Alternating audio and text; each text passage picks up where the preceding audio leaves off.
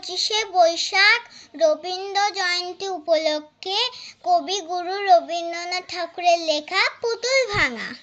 7 8 27 আমি বলেছিলাম বলে গুরুমশাই আমার পরে উঠল রাগে জ্বলে।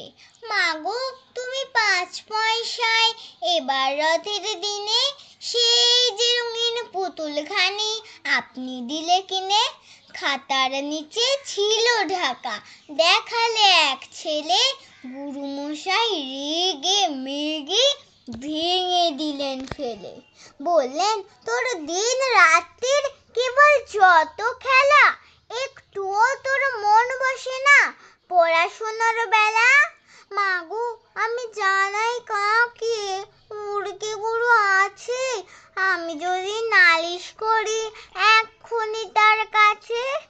কোন রকম খেলার পুতুল নেই কি মা ওর ঘরে, সত্যি কি ওর একটুও মন নেই পুতুলের পরে। সকাল সাজি তাদের নিয়ে করতে গিয়ে খেলা, কোনো পড়াই করেননি কি কোন রকম হেলা।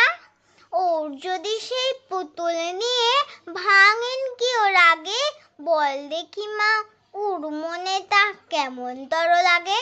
নমস্কার।